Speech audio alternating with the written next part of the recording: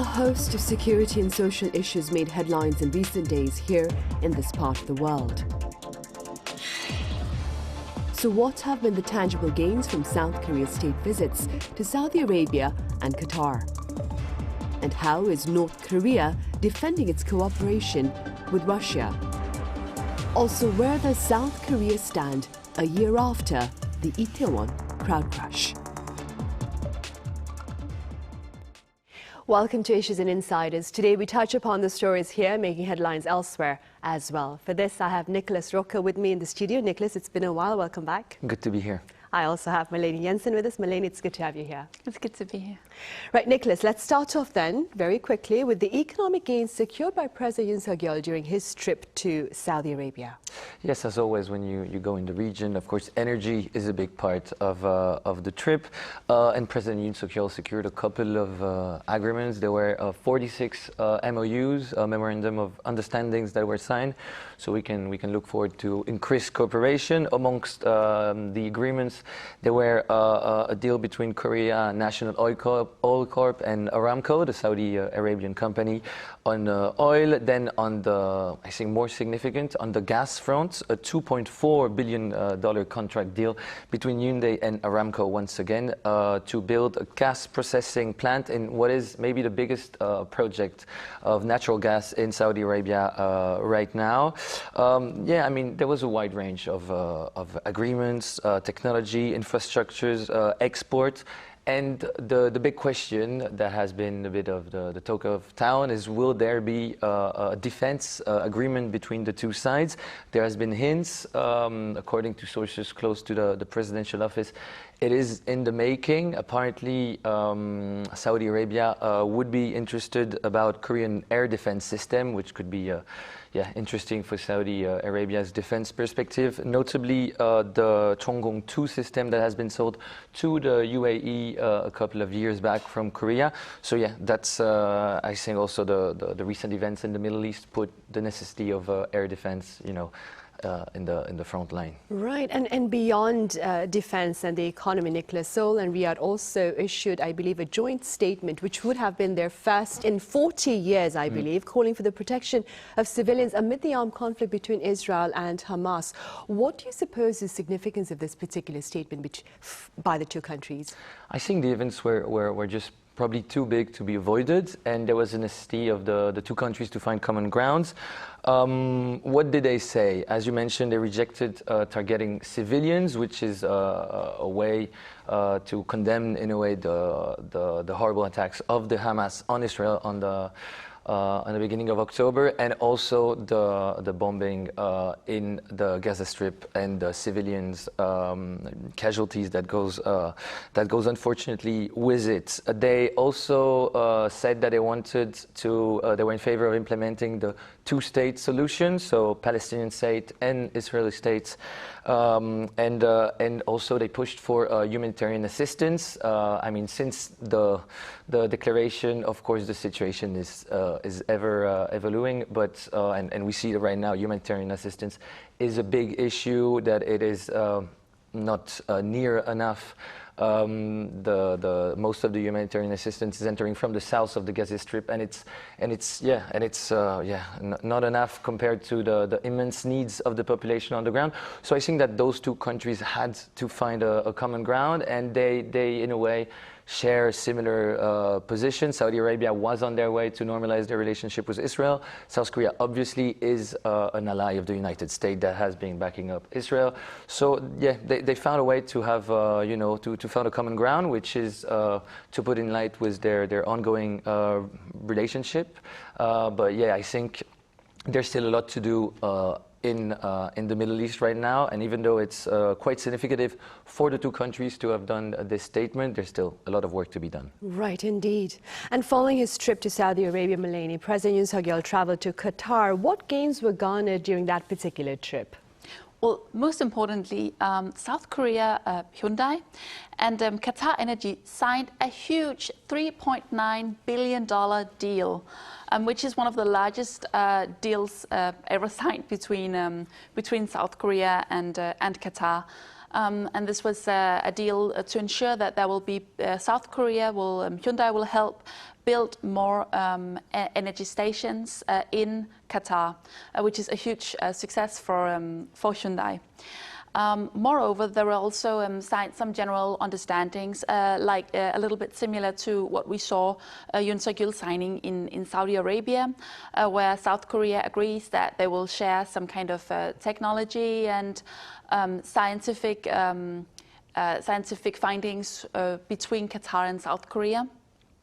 So those were some of the major things, both diplomatically and trade-wise, that Yoon Suk Yeol and Hyundai made in Qatar. Right, and talking about trade, broadly speaking, Malene, what look to be the broader economic repercussions of perhaps a prolonged confrontation between Israel and Hamas, which is something that Israeli Prime Minister Benjamin Netanyahu has hinted at?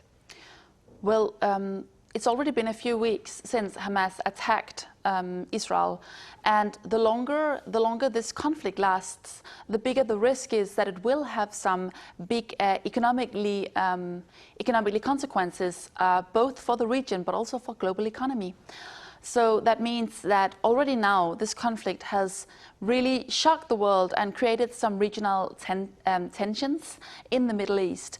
And those that continue fighting may impact the economy because it may impact the trade industry, which can also directly be a problem for South Korea, because South Korea does want to make more trade in the Middle East.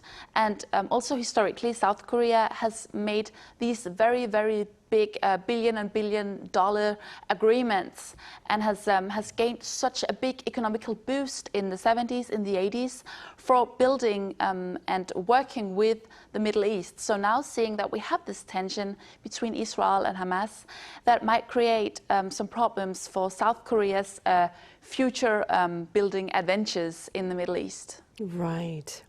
Nicholas, also on the peninsula, North Korea's top diplomat has defended her country's cooperation with Russia. What exactly did she say? Well, it was basically an answer to the statement earlier last week of Seoul, Washington, and Tokyo, condemning the munitions, arms transfer that are, according to the information of the United States and South Korea, that are being transferred currently from North Korea to Russia. A few weeks ago, some satellite pictures of train station near the North Korean-Russian borders and near two different port facilities in North Korea and in the far east of Russia, starting to show a dramatic increase of exchange between the two countries, and just shortly after the summit of September between Kim Jong-un and Vladimir Putin. According to the United States, Pyongyang would have already sent over 1,000 containers of military equipment. So basically what Tristan Hui said is that those countries, hinting of course at the allied countries of South Korea, they had no right to interfere in the issues that belongs to a national sovereign state. In a way, what she seems to be saying is that those deals, whatever they are not breaking any sanctions of the United Nations Security Council, so it is none of your concern, which of course Washington are not agreeing with. It's not really surprising statements, but what we know for sure is that there has been more exchange. It has been, in a way, more than what we've seen between Russia and North Korea prior to the pandemic. So it is for sure that the summit between Kim Jong-un and Vladimir Putin now, there weren't only empty words and a provocation to the world. It seems to be some real exchanges that are going on. The mystery part is probably what kind of military equipment North Korea is giving to Russia, what amount, the quality also of the equipment, and will it be enough for it to have an impact on Russia's war against Ukraine? Right, and against that backdrop, Malene, British intelligence claims that North Korea may become one of Russia's biggest weapons suppliers. How worried do you suppose should the international community be? Well, of course, it's never good that North Korea cooperates closely with, not with Russia, not with China either. We don't really want, most of the international community is not that interested in North Korea cooperating, especially on military equipment, with any country, and especially not Russia at the moment, since they are in a war with Ukraine. So that is definitely concerning. However, it's also worth noting that even though North Korea has probably sent a lot of military equipment to Russia, it actually, the amount of military equipment that they have sent so far will, according to experts, only last for around a month if North Korea keeps fighting the way they do right now. So it is a problem, but it is not in the sense that North Korea necessarily will become the big weapon factory that Russia is probably looking for at the moment. Right, hopefully not. Nicholas, on the local front, this past Sunday, Korea marked a rather somber memorial in light of the lives lost during last year's Itaewon crowd crush. Could you tell us a bit about the atmosphere this past weekend? Yeah, I wasn't at the ceremony on Sunday, but I spent quite some time during the week with a family survivor at the memorial in front of Seoul City, and it was very emotional. We could tell not only for the families that were, of course, grieving deeply the loss of their kids for most of them, but also for the general population. I saw some people in tears in front of the pictures of the young persons that died last year. I saw some people, putting a rose in front of those photos. So yeah, it was a very emotional moment. What I felt overall was that from the people that were there and from the families, from the survivor, is that there was a lack of answers to their questions, a lack of answers of why did we lost our loved ones that night. Of course, there was an investigation, but a lot of them pointed out that it was closed pretty quickly, maybe a bit less than 3 months of investigation, and that the people that are currently undergoing trial or that have been booked by prosecutors are not.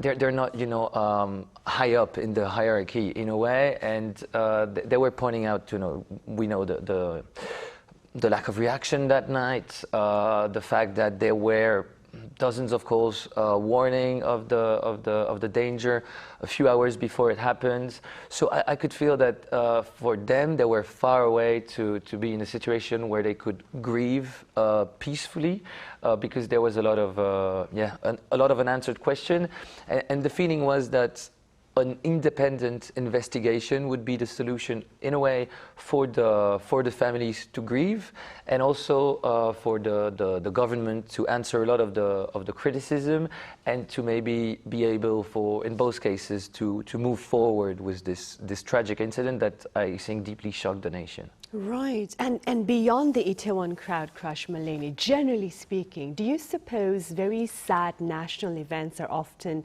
politicized? I think it's a hard question to answer. I think it really depends on the event. I think it's difficult for big national events in general, but especially the ones that are built upon tragedy. I think it's hard not to look for who is to blame. I think especially when it comes to having people suffering, having lost family members, or themselves being exposed to traumatic events, I think it is difficult not to look for answers. And with some tragedies, of course, there is simply no answer to be found. But with other tragedies, like, for example, the Itaewon one, there might be people who should be held responsible.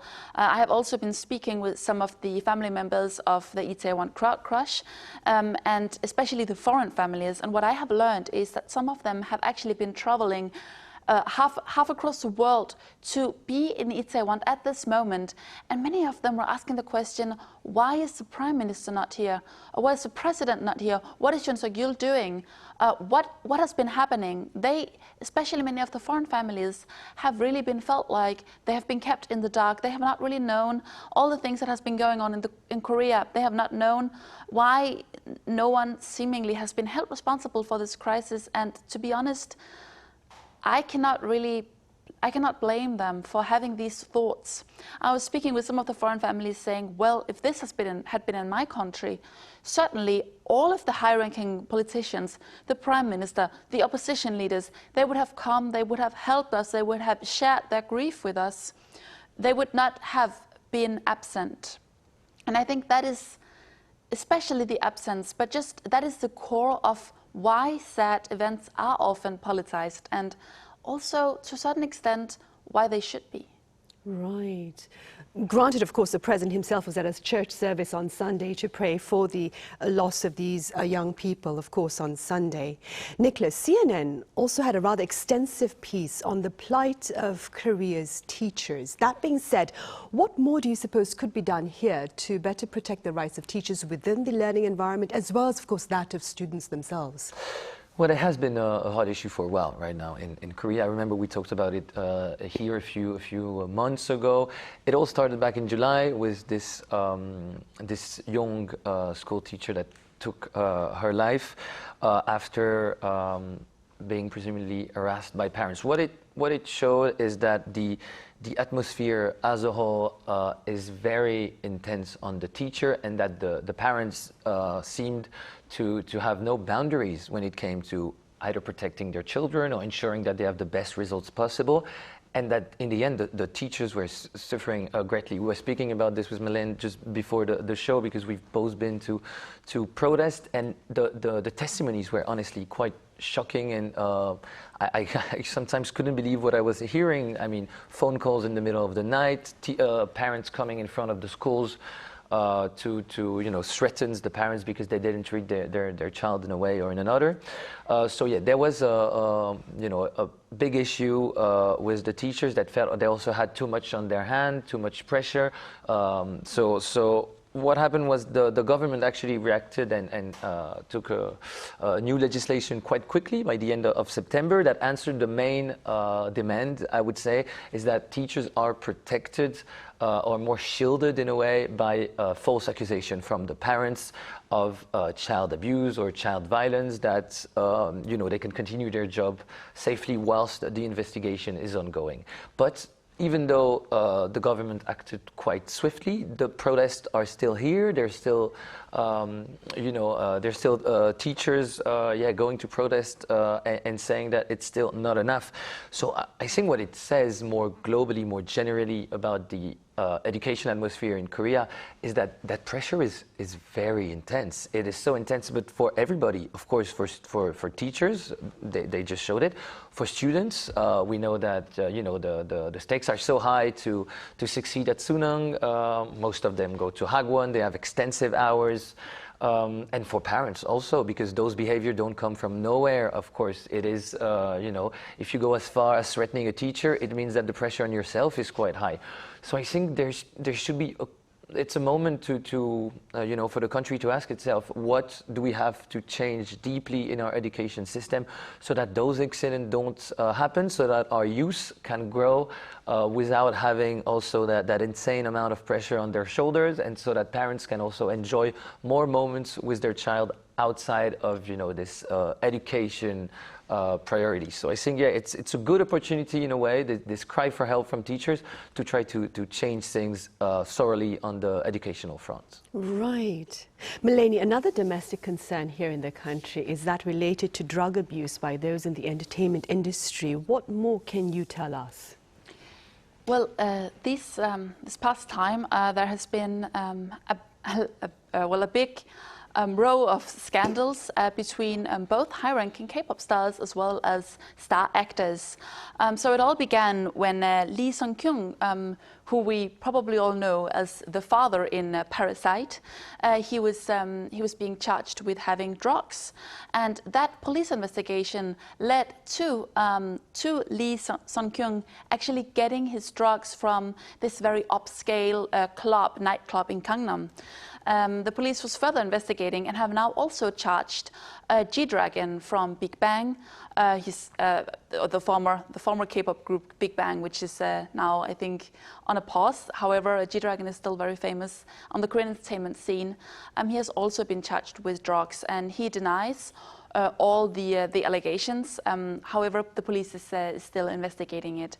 And this has spread so many numerous rumors that other big K-pop stars, big actresses, have also been frequented this club, including BTS, which of course they're hype and big hit entertainment, and all the big K-pop labels have been out and denying that their stars have had any affiliation with drugs or is in any way connected with any kind of drugs. However, I think it has touched upon a very sensitive topic in Korea because, as we all know, big actors and entertainment idols, K-pop stars, they should be role models, and they are perceived as their biggest job is being actually a role model for young people in South Korea. So them doing drugs is quite a big problem. It's very, very different from what we see in, for example, with American idols, or also where I come from in Denmark. We often see famous people in drug scandals, in drunk driving scandals, those kind of things. It's more normal. When it happens here in Korea, it is seen as being much more severe and can really have consequences for the stars involved.